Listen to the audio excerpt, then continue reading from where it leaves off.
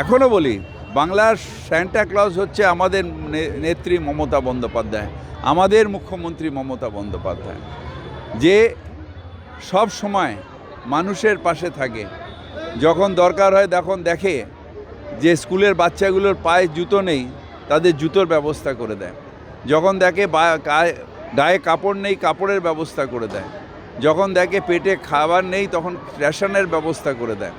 যখন দেখে স্বাস্থ্য ব্যবস্থায় তারা করতে পারছে না বড় হসপিটালে, তাদের স্বাস্থ্যসাথীর ব্যবস্থা করে দেয়, তাদের রূপশ্রীর ব্যবস্থা করে দেয়, তাদের কন্যাশ্রীর ব্যবস্থা করে দেয়। এবং যখন আমি মারা যাব, যদি গরিব মানুষ হই, তাহলে আমাকে সেখানে সমব্যথীর ব্যবস্থা হবে। আবার যখন জন্মাবে তখন তাকে সবুজ সাথীর ব্যবস্থা, সব ব্যবস্থা মুখ্যমন্ত্রী করেছেন। তাকে স্যান্টা ক্লজ বলবো না তো কাকে স্যান্টা ক্লজ বলবো?